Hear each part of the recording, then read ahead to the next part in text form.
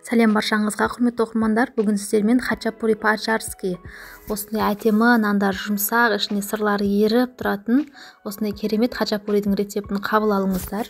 Видеоның соңына дейін көріп, жасалу жолын үйдегілеріңізге, балапандарыңызға пісіріп беріңіздер. Ұнайтыны сөзсіз. Алдымен қамырымызды дайындап аламыз. Жылы комнатный температурада тұрған айранымызға қантымызды, тұзымызды және де дрожжымызды саламыз. Бөлме температурасында еріп тұрған сармайымызды саламыз. Енді осының барлығын біркелкі болғанға дейін венчиктің көмегімен жақсылап араластырып аламыз. Енді бізге таразы қажет болады. Ұнымызды електен шығарып аламыз. Міндетті түрде сіздерге рецептін полный описание бөліміне жазып қалдырамын. Міндетті түрде дайындап көріңіздер. Өте керемет, дәмді болып шығады. Жақсылап енді қамыр илеп аламыз. Бізде жақсылап бір-біріне біріккенге дейін қамыр жұмсақ, әдемі, қолға жабыспайтындай етіп қамыр илеп алыңыздар. Қамырымызды уже илеп болдық. Қараңыздар, бізде осындай әдемі қамыр дайын болады. Үстіне кішкене ұн сүйіп, тағы да бір-екі жақсылап илеп жіберіңіздер. Енді жылы жерге 1,5 сағатқа бетін жауып қойып қоямыз. Көтеріліп шыққанға дейін. Міне біздің қамырымыз көтеріліп шықты. Қараңыздар.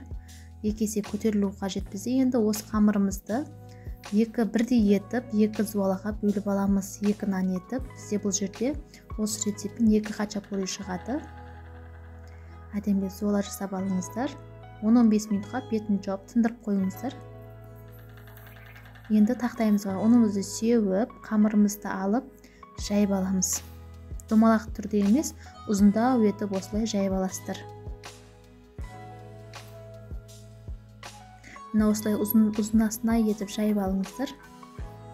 Енді теркадан шығарылған сырымызды өздеріңіз қалағандай етіп салсаңыздар болады. Негізінде ең жақсы еритін сырды қолданыңыздар. Для пицца немесе жаңағы моцарелла деген сырлардан қолданыңыздар. Әдемі ішінде сырлары еріп, күшті болып шығады. Шеттерін осылай жауып түйіп шығамыз. Міне көріп тұрғандарыңыздай жақсылап басыңыздар. Түйіп болғаннан кейін пісіп жатқан кезде бұл әлі іседі, 2 есе ісіп көтеріліп қиып қызыл болып беттері әдемі болып пісіп шығады. Сол кезде ашылып кетпеу үшін жақсылап басыңыздар. Ортасында тағы қалған сырларымызды ішіне осылай салып жайып аламыз. Екінші қамырымызда тура солай жасап аламыз. Жайып сырларымызды салып шеттерін түйіп аламыз жақсылап. Бұл кезде уже пешімізді қыздыртып қоямыз 180 градусқа. Жаңағындай етіп түйіп аласыздар. Өте керемет болып шығады. Міндетті түрде дайындап көріңіздер. Шеттеріні, барлық жерлерін басып, әдемілеп сырларымызды салып аламыз. Өздеріңіз қалағанша етіп сырлар салсаңыздар болады. Бұдан да көп салсаңыз болады. Барлығымен өте керемет болып шығады. Қызып тұрған пешімізде 180 градуста 30-35 минут пісіріп аламыз. Қараңыздар, біздің хачапурилеріміз пісіп шықты. Ыстық кезінде бетіне сармай жақсы жесеңіздер болады.